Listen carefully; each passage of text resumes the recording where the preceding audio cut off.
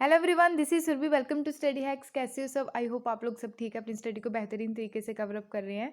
कुछ कुछ दिन आपकी वीडियो नहीं आ पाई बिकॉज मैं आउट ऑफ टाउन थी। उसकी वजह से नेटवर्क इशू था, इसलिए वीडियो रिकॉर्ड नहीं कर पाई, ना ही अपलोड हो पाई।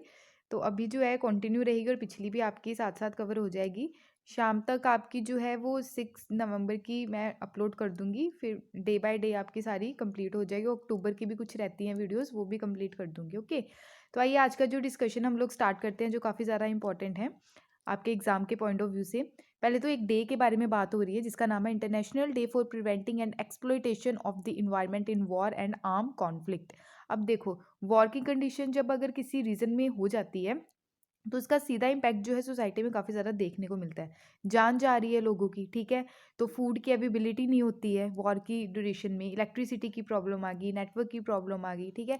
तो ये सारी चीज़ें जो हैं, लोगों की जान जा रही है, फैमिली जो है वो स्पॉइल हो रही है, ठीक है। तो इस बारे में अवेयरनेस फैलाना कि वॉर की सिचुएशन कम हो ऑल ओवर वर्ल्ड में, ठीक है। आर्म कॉन्फ्लिक्ट जो देखने को मिलता है वो कम हो, ठीक है। तो ये जो सेलिब्रेट किया जाता है 6 नवंबर को किया जाता है हर साल, ठीक है। तो ये याद रखना आप लोगों को, 6 नवंबर को हर साल जो है ये डे सेलिब्रेट किया जाता है related to war and arm conflict.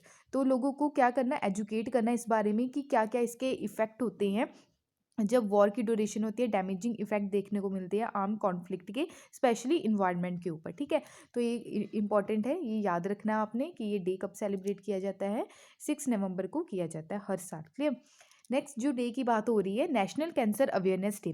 National cancer awareness day जो है ये 7 नवंबर को सेलिब्रेट किया जाता है हर साल। तो लोगों में अवेयरनेस फैलाना, कैंसर से रिलेटेड जो बीमारी है उसका ट्रीटमेंट जो है वो अफोर्डेबल हो सके, ठीक है। उसको जल्द से जल्द, अगर कैंसर के आपको सिम्टम्स दिख रहे हैं तो जल्द से जल्द डॉक्टर के पास जाए ताकि वो बढ़ ना जाए, पहले ही प्रिवेंट कर लें आप लोग, ठीक है। तो ये सारी चीज़ें हैं। तो नेशनल कैंसर अवेयरनेस डे जो है ये 7 नवंबर को हर साल सेलिब्रेट किया जाता है। आई होप आपको ये सारी चीज़ें क्लियर हुई होंगी। नेक्स्ट हम चलते हैं जो काफ़ी ज़्यादा इंपॉर्टेंट है, काटसा के बारे में। काटसा की पहले तो आपको फुल फॉर्म पता होनी चाहिए। काटसा मतलब countering America's adversaries through sanctions act for India, ठीक है। फॉर इंडिया नहीं, और ये एक्ट तक है, ठीक है। तो इसका मतलब क्या है, अमेरिका का एक ये एक्ट है। डोनाल्ड ट्रंप ने क्या किया था अपने, जब डोनाल्ड ट्रंप वहाँ पे प्रेसिडेंट थे यूएसए में, उनके द्वारा एक एक्ट लाया गया, ठीक है, अमेंडमेंट किया गया। अगर कोई जैसे वेपन्स वगैरह कोई कंट्री हमारे अलावा या हमारे दुश्मन से खरीदती है तो उसके ऊपर सैंक्शंस लगाए जाएंगे, ठीक है। तो उसके ऊपर टैक्स लगाया जाएगा उस कंट्री के ऊपर। तो हमारी कंट्री के ऊपर ये लगाया गया, ठीक है। अब जो है ये सैंक्शंस जो हैं वो कम करने की बात की जा रही है, ठीक है। सपोर्ट किया जा रहा है सैंक्शन को कि अभी हटाए जाए इंडिया के लिए, ठीक है। क्योंकि S-400 सिस्टम जो हम रशिया से खरीद रहे थे, तो डोनाल्ड ट्रंप जो थे रशिया से खफा रहते थे, ठीक है। तो अब जो है वो चाहते थे कि इंडिया जो है, ये जो उनका थार्ड सिस्टम है वो खरीदे S-400 से, ठीक है। तो ये सिस्टम के बारे में अब आपको बता देती हूँ कि इसका मतलब क्या है। वैसा ही सिस्टम है जैसा इजरायली जो आयरन डॉम है, ठीक है। तो ये क्या करता है, मिसाइल को डिस्ट्रॉय करने का काम करता है। अगर एनिमी मिसाइल छोड़ते हैं, ठीक है, एनिमी की तरफ से मिसाइल छोड़ी जाती है, यहाँ पे रेडार है, ये क्या करता है, अवेयर करता है। ये कंट्रोल सिस्टम है, ये बताता है नेक्स्ट की लॉन्चर को कि ये सारी चीज़ें ऐसे अटैक हो रहा है। तो ये क्या करेगा, हवा ही हवा में इसको स्पॉइल कर देगा इस मिसाइल को, ठीक है। तो वैसा ही S-400 सिस्टम हम रशिया से खरीद रहे हैं। थर्ड सिस्टम जो है, ठीक है, ये कहाँ का है, यूएसए का। तो इससे रिलेटेड क्वेश्चन भी पूछा गया था यूपीएससी में, ठीक है। तो थर्ड सिस्टम भी सिमिलर ऐसा ही आपको देखने को मिलेगा। तो इसके बारे में बात हो रही है, इसके बारे में हम अभी देख लेते हैं। अक्टूबर 2018 में क्या किया गया, इंडिया के द्वारा साइन किया गया 5.43 बिलियन यूएस डील जो है रशिया के साथ, किसके लिए, S-400 सिस्टम के लिए, ठीक है। ट्रिम्फ मिसाइल सिस्टम इसको बोला जाता है। और उसके अलावा इसका ऑब्जेक्टिव क्या था, कि जैसे यूएसए जो है थ्रेट, यानी कि इसका सीधा असर क्या पड़ा कि यूएसए के द्वारा हमारे ऊपर सैंक्शंस लगाए गए अंडर काटसा के अंडर, ठीक है। तो इंडिया जो है, यानी कि इंडिया खरीद रहा है, यानी कि हमारी कंट्री खरीद रही है S-400 system, missile defence system जो है रशिया से, ठीक है, नवंबर 2021 में। काटसा जो है यूएसए का काटसा, ये कब इनेक्ट किया गया था, 2017 में जब डोनाल्ड ट्रंप क्या थे, वहाँ के प्रेसिडेंट ऑफ जो थे यूएसए के थे, ठीक है। तो एक्ट जो है ये एम्पावर करता है यूएस प्रेसिडेंट को इम्पोज करने के लिए, यानी कि यूएसए के जो प्रेसिडेंट है वो सैंक्शन जो है इम्पोज कर सकते हैं किसी भी कंट्री के ऊपर, ठीक है। जैसे सिग्निफिकेंट ट्रांजैक्शन जो था Russian defence and intelligence sector, ultimate goal जो रहता है कि प्रिवेंट करना रेवेन्यू को जो फ्लो हो रहा है रशियन गवर्नमेंट की तरफ, ठीक है। तो इसके अलावा जो रशिया है काटसा के तहत इन्फोर्स करता है sanction against Iran and north Korea के अगेंस्ट भी, ठीक है। तो इसके अलावा देखिए काटसा जो है इसमें कंटेन रहते हैं 12 टाइप ऑफ सेंक्शंस रहते हैं, ठीक है। There are only 2 sanctions impact जो डालते हैं, 12 टाइप के सेंक्शंस है, ठीक है। इसमें से 2 ऐसे 2 सेंक्शंस है जो सीधे सीधे इम्पैक्ट डालते हैं किसके ऊपर, हमारी कंट्री और रशिया का जो रिलेशन है और यूएसए और इंडिया का रिलेशन है इसके ऊपर। तो फर्स्ट ऑफ दीज अगर बात करें इम्पैक्ट जो देखने को मिला, सबसे पहले इंडिया और रशिया के रिलेशन के ऊपर देखने को मिला, ठीक है, जो प्रोहिबिट करता है बैंकिंग जो ट्रांजेक्शन है, ठीक है, ट्रांजैक्शंस है। उसके अलावा डिफिकल्टीज काफ़ी देखने को मिली हमारी कंट्रीज़ के ऊपर पेमेंट सिस्टम से रिलेटेड, ठीक है, मेकिंग पेमेंट जो यूएस डॉलर था टू रशिया, ठीक है, जो हमने रशिया को पैसा देना था परचेज करने के लिए S-400 सिस्टम को, ठीक है, इसके ऊपर भी काफ़ी ज़्यादा इम्पैक्ट देखने को मिला। दूसरे सेंक्शन की अगर बात करें तो इसके काफ़ी ज़्यादा कॉन्सिक्वेंसेज देखने को मिले इंडिया और यूएसए के रिलेशन में, ठीक है। एक्सपोर्ट सेंक्शंस की अगर बात करें तो कंप्लीटली डिरेल हुआ इंडिया यूएस की जो स्ट्रैटेजिक एंड डिफेंस जो पार्टनरशिप है उसके ऊपर काफ़ी ज़्यादा इम्पैक्ट देखने को मिला। और लाइसेंस भी डिले किया गया एक्सपोर्ट के लिए, जो कंट्रोल किए जाती है आइटम्स हमारी इंडिया की यूएसए के द्वारा, ठीक है। और यूएसए के जो प्रेसिडेंट है उनके द्वारा 2018 में काटसा सैंक्शन जो है ये इम्पोज किए गए हमारी कंट्री में, ठीक है। तो आई होप आपको इतनी चीज़ क्लियर हुई होगी। इंडिया यहाँ पे आप देख सकते हो, यहाँ पे क्या है लोकेशन यूएसए की, ठीक है, ये रशिया देख सकते हैं आप, क्लियर। यहाँ पे आप देखें यूएसए के द्वारा ये सैंक्शंस जो लगाए गए काटसा के तहत इसके अंडर, तो इंडिया के ऊपर लगाए गए, ठीक है, क्योंकि हमने रशिया से S-400 जो है सिस्टम खरीदा, ठीक है। उसके बाद चाइना के ऊपर लगाए गए जो बिगेस्ट परचेजर है रशियन आर्म्स का, ठीक है, और पार्टनर है मेजर एनर्जी प्रोजेक्ट का, जैसे Gazprom build Power of Siberia gas pipeline, ठीक है, इसके अंडर भी।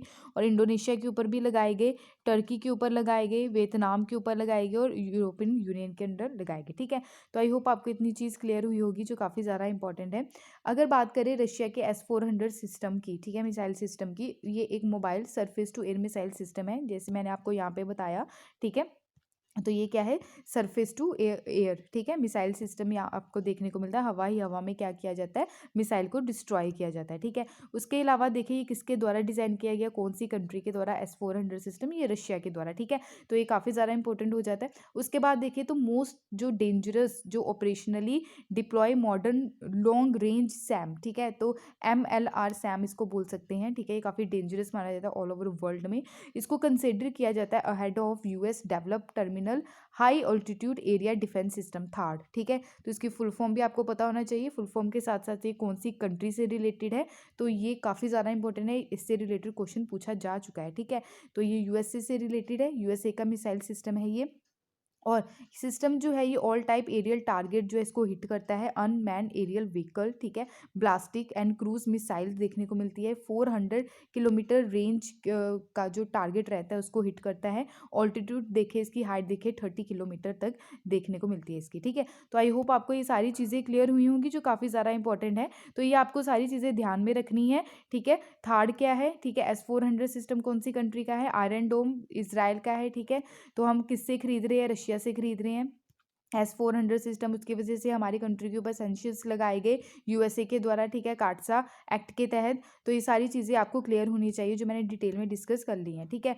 तो आई होप आपको ये सारी चीज़ें क्लियर हैं, अगर कोई भी डाउट होगा तो प्लीज़ आप लोग अपने डाउट्स को ज़रूर शेयर कीजिएगा। नेक्स्ट चलते हैं जो काफ़ी ज़्यादा इंपॉर्टेंट है, भाषण 4 आइलैंड काफ़ी ज़्यादा न्यूज़ में रहा, इसके बारे में हम रिविज़न कर लेते हैं ताकि कोई भी डाउट ना रहे।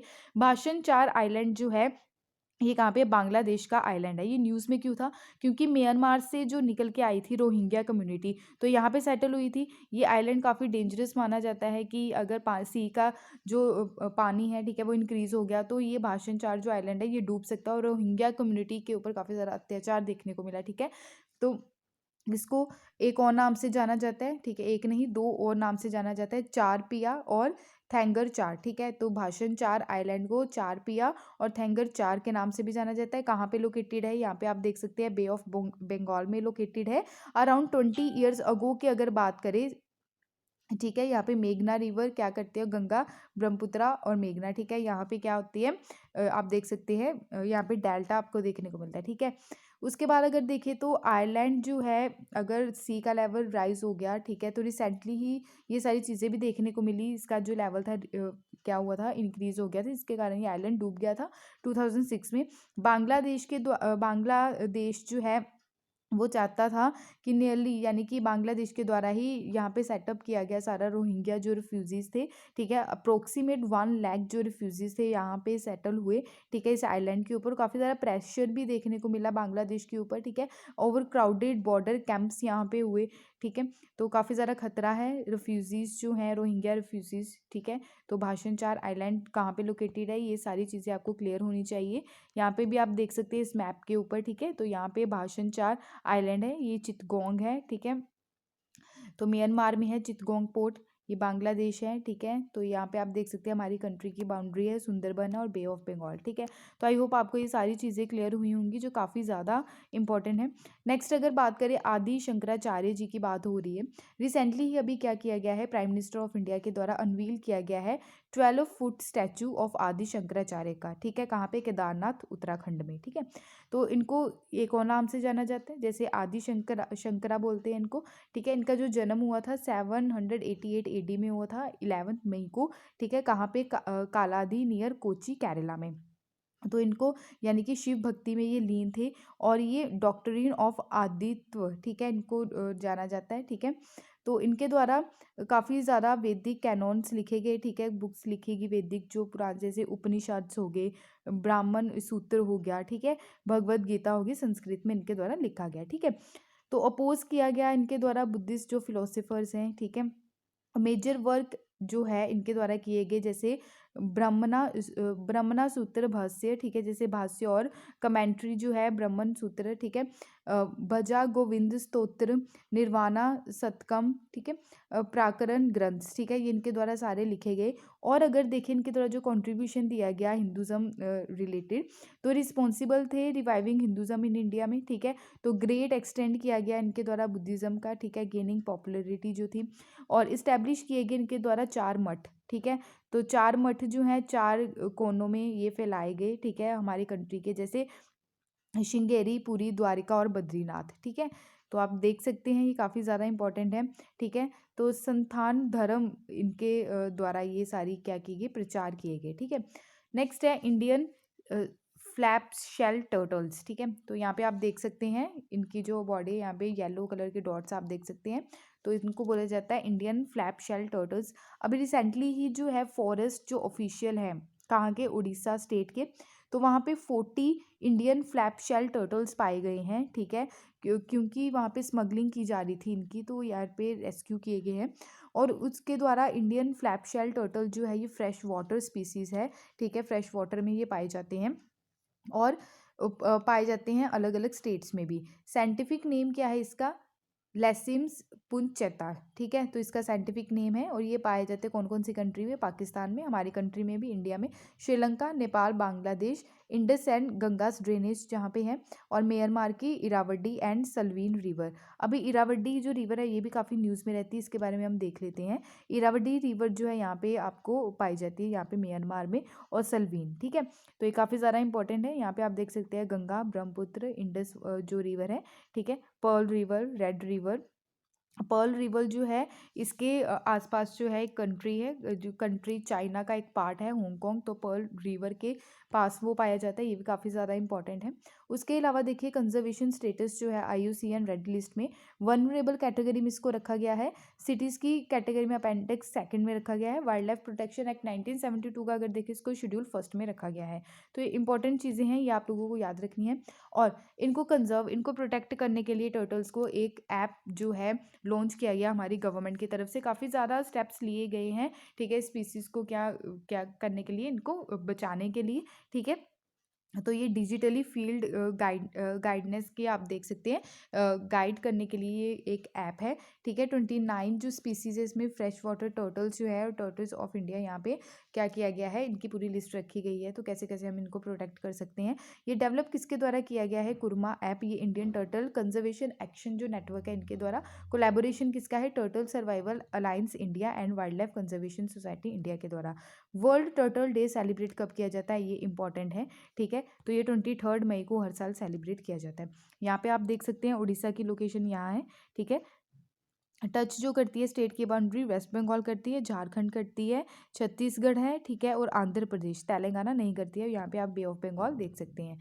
तो ये थे इंपॉर्टेंट करंट अफेयर्स आज के। अगर आपको इसके बारे में कोई भी डाउट होगा, कोई भी किसी भी तरीके का, तो आप लोग कमेंट बॉक्स में अपने डाउट्स को शेयर कर सकते हैं। पीडीएफ के लिए आप टेलीग्राम को ज्वाइन कर सकते हैं, इंस्टाग्राम पे भी आप फॉलो कर सकते हैं। अगर वीडियो पसंद आई तो प्लीज़ लाइक शेयर सब्सक्राइब ज़रूर कीजिएगा। Thank you for watching my video. जय हिंद।